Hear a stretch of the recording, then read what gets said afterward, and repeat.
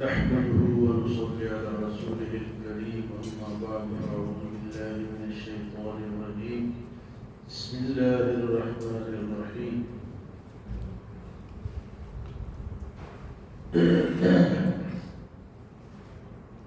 نماز کے لیے وضو شرط ہے اور وضو صحیح وضو ہو اس پہ 4 فرض ہیں اور بقایا سنتیں. فرض پورے ادا ہوں اور سنت کے مطابق وضو ہو تو مکمل وضو ہوگا، اور جب وضو مکمل ہوگا تو ہماری نماز اللہ کے دربار میں پیش کی جائے گی. قبول فرمانے والا اللہ ہے، لیکن اگر وضو میں نقص ہے، کمی ہے، تو اس صورت میں نماز قبول ہی نہیں ہو. واللہ پاک فرماتے ہیں یا ایھا الذین آمنوا اذا قمتم الى الصلاۃ فاغسلوا وجوہکم وایدیکم الى المرافق وامسحوا برؤوسکم وارجلکم الى الکعبین. یہ قرآن میں وضو کا حکم ہے تو 4 چیزیں وضو کے اندر فرض ہیں. پہلا فرض ایک بار چہرہ دھونا. چہرے کی حدود یہ ہے کہ پیشانی پر بال اگنے کی جگہ سے لے کر ٹوڑی کے نیچے تک، اور ایک کان کی لو سے دوسرے کان کی لو تک. یہ پورا چہرہ جو ہے اس میں کوئی جگہ خشک نہ رہے اور اس کو اچھی طرح دھویا جائے. ایک فرض ہو گیا. دوسرا فرض ہے ایک بار کوہنیوں سمیت بازوؤں کو دھونا. ہاتھ اور کوہنیاں، بازو کوہنیوں سمیت، کوہنیاں یہ یہاں تک ہو گئی. تیسرا فرض ہے ایک بار چوتھائی سر کا مسح کرنا، یعنی سر کے چوتھے حصے کا مسح ہو گیا تو فرض ادا ہو گیا. اور چوتھا فرض ہے ایک بار ٹخنوں سمیت پاؤں دھونا. یہ 4 فرض ہے وضو کے اندر: چہرہ دھونا، گونیوں سمیت ہاتھ بازو دھونے، چوتھائی سر کا مسح کرنا، اور ایک بار ٹخنوں سمیت پاؤں دھونا. یہ چیزیں وضو میں کرنا ضروری ہے. اگر ان میں سے کوئی ایک بھی رہ جائے تو وضو نہیں ہوتا. وضو کے فرائض پورے ہونے کی 2 شرطیں. وضو کے فرائض پورے ہونے کی 2 شرطیں. یہ وہ 2 جو دوسرا پنکھا دوسرا لگا دوسرا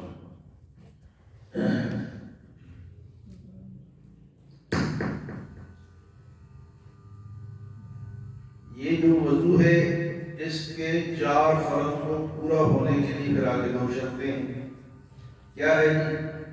اعضاء پر اتنا پانی بہانا کہ قطرات گرنے لگے. اعضاء کو صرف ترک کر لینا کافی نہیں ہے. بعض لوگ ایسے ہی پانی مل لیتے ہیں. پانی ملنا نہیں، پانی گرے. ہر عضو سے پانی ٹپ کے نیچے گرے. اگر صرف اوپر پانی مل لیا، اپنے آپ کو گیلا کر لیا، تو یہ وضو کی شرط پوری نہیں ہے. دوسری شرط ہے پانی کے جسم پر پہنچنے میں کوئی چیز رکاوٹ ہو. اگر کسی کے ہاتھوں پر ناخن پالش یا پینٹ لگا ہے تو وضو نہیں ہوگا. ناخن پالش آپ دیکھتے ہیں کہ آج کل اکثر خواتین جو ہے وہ ناخن پالش لگاتی ہیں. نہ ان کا غسل ہوگا نہ ان کا وضو ہوگا، وہ ویسے ہی ٹکرے مریں.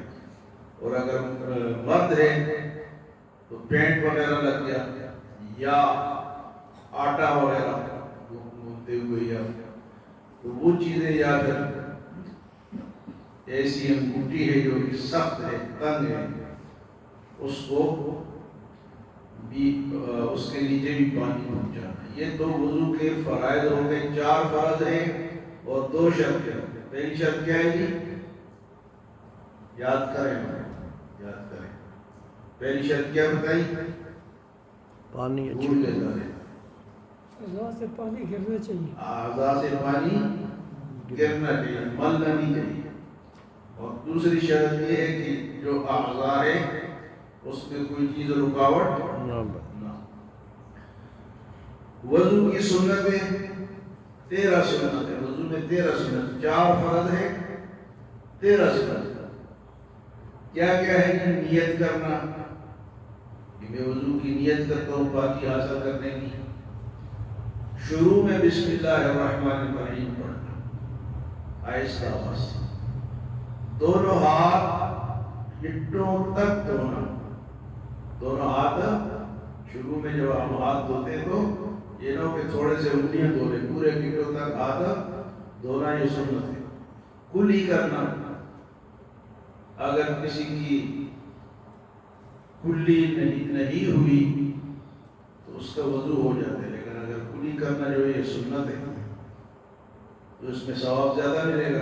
ناک میں پانی ڈالنا، اچھا ناک جو ہے اس میں پانی بھی ڈالا جائے اور ناک کو پانی، چونکہ پانی پہ بیٹھتے ہیں تو اس کو اچھی طرح صاف بھی کر لیا جائے وہیں پر۔ بعض لوگ جو ہے وہ ناک کو صاف نہیں کرتے ہوئے بعد میں انگلیاں مارتے ہیں، تو گندی بات ہے۔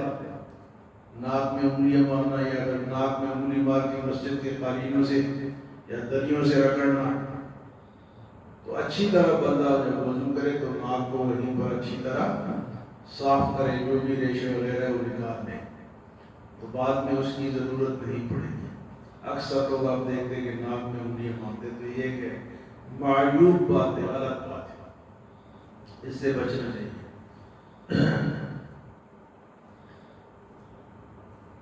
مسواک کرنا یہ سنت ہے اور بہت بڑی سنت ہے۔ مسواک ایک ایسی سنت ہے جس سے منہ بھی پاک ہوتا ہے اور اس سے آپ کے دانت بھی صاف ہوتے ہیں، اس سے منہ سے خوشبو آتی ہے، آپ کا ذہن تیز ہوتا ہے، اللہ راضی ہوتا ہے۔ اور جناب اگر آپ وہ کریں نا مسواک مار کے اور مسواک کے بعد مسواک کو دھو لیں اور اس مسواک کو آنکھوں پہ پھیر لیں، سلائی کی طرح اوپر پھیر لیں، تو آپ کی نظر تیز رہے گی مسواک سے۔ اگر آپ نماز میں یہ کریں تو آپ کی نظر کیا ہوگی؟ تیز ہوگی، اور فرمایا کہ اللہ تعالیٰ کی رضا بھی حاصل ہوتی ہے۔ ایک چھوٹی سی سنت لیکن بے شمار اس کے فائدے، ذہن بھی تیز ہوتا ہے، حافظہ، جن لوگوں کا حافظہ کمزور ہے نا وہ مسواک کا اہتمام کریں، منہ پاک رہتا ہے۔ ہاں جی، تو مسواک، داڑھی کا خلال کرنا، داڑھی ہے اس کے خلال کرنا، پیچھے سے کرے اوپر سے کرے تاکہ اس میں کوئی جگہ خشک نہ رہے۔ ہر عضو، چہرہ، بازو، پاؤں کو 3 بار دھونا، یہ بھی سنت ہے۔ ایک بار پورے سر کا مسح کرنا، چوتھائی سر کا مسح کرنا فرض ہے اور پورے سر کا مسح کرنا یہ سنت ہے۔ کانوں کا مسح کرنا، یہ کانوں کا، ہاں جی، ہاتھوں اور پاؤں کی انگلیوں کا خلال کرنا، انگلیاں یہ ڈال لے اور چھوٹی انگلی سے پاؤں کے درمیان اس کا پاؤں کا خلال کریں۔ ترتیب سے وضو کرنا، یہ بھی سنت ہے۔ یہ نہ ہو کہ پہلے آپ پیر دھو لیں یہ بعد میں چہرہ دھوئیں یا ہاتھ دھوئیں۔ ترتیب سے وضو کرنا کہ پہلے ہاتھ دھوئیں، پھر چہرہ، پھر سر کا مسح اور اس کے بعد پاؤں، ترتیب سے وضو کرنا، پے در پے وضو کرنا، یعنی ایک عضو کے خشک ہونے سے پہلے دوسرا عضو ہونا۔ یہ نہ ہو کہ وضو شروع کیا اور درمیان میں باتیں کرنے لگے یا کوئی اور کام کرنے لگے، پہلا والا خشک ہو گیا، اب دوبارہ دوسرا دہرا، نہیں، پے در پے، تاکہ وہ وضو مسلسل ہوتا رہے۔ وضو میں ان چیزوں کا سر انجام دینے کے حدیث مبارک میں بہت ترغیب آئی ہے۔ اگر ان میں سے کوئی چیز کبھی کبھار چھوٹ جائے تو وضو تو ہو جاتا ہے، لیکن ثواب میں کمی آتی ہے۔ اور اگر کوئی شخص ان چیزوں کو چھوڑ دینے کی عادت بنا دے تو ثواب میں کمی آئے گی، لیکن یہ آدمی سے گناہگار نہیں ہوگا۔ کہتے ہیں سنت ہے، یہ بہت غلط بات لوگ کرتے ہیں کہ سنت ہے۔ سنت کوئی معمولی چیز ہے، یہ کبھی نہ کریں، کوئی بھی کرے کسی سنت کے بارے میں یہ کہنا کہ یہ سنت ہے۔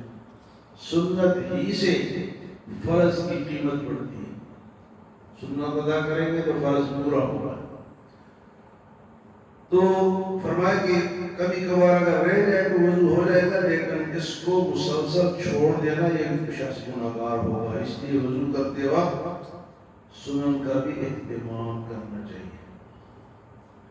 اچھا جی، وضو میں کوئی چیز واجب نہیں، یا فرض ہے یا پھر سنت ہے۔ اور تیسری چیز جو ہے وہ مستحب ہے۔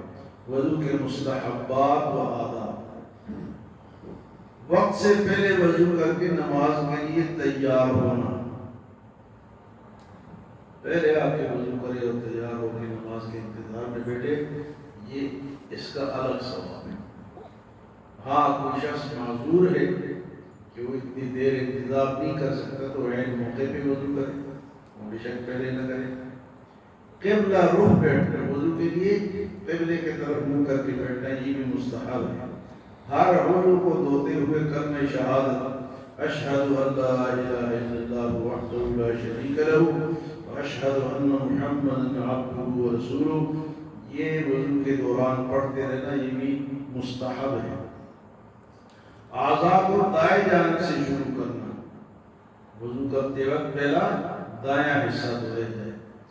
اعضائے وضو کو مل کر دھونا، اچھی طرح خوب رگڑ کر، تو یہ بھی مستحب ہے۔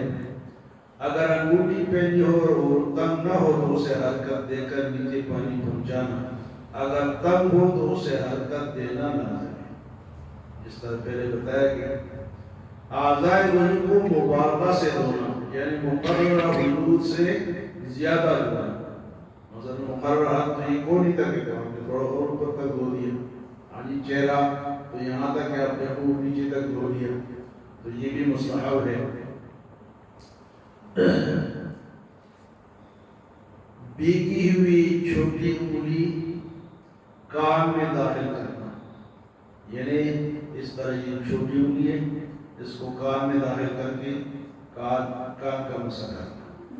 بچا ہوا پانی کھڑے ہو کر پینا، اگر کسی نے پانی پینا ہے وضو والا تو کھڑے ہو کر وہ پی سکتا ہے، یہ بھی مستحب ہے۔ وضو کے بعد یہ دعا پڑھنا، وہ کلمہ شہادت ہے، اشہد ان لا الہ الا اللہ وحدہ لا شریک لہ واشہد ان محمدا عبدہ ورسولہ اللہم اجعلنی من التوابین واجعلنی من المتطہرین۔ یہ دعا آخر میں پڑھے تو یہ بھی مستحب ہے۔ اور ایک مستحب یہ بھی ہے کہ وضو کرتے وقت کسی سے مدد نہ لینا۔ آج آپ پانی ڈالو نہ وضو کرتے، انہیں خود پانی بھی ڈالے اور خود وضو بھی کرے، پانی ضائع نہ کرنا، یہ بھی مستحب ہے۔ بعض لوگ ٹوٹی کھول کے اور جناب باتیں بھی کرتے ہیں، پانی بہتا رہتا ہے، ضائع ہوتا رہتا ہے، تو پانی کا ضیاع جو ہے یہ مستحب کے خلاف ہے، پانی کو ضائع نہیں کرنا چاہیے۔ تو اللہ ہمیں عمل و سمجھ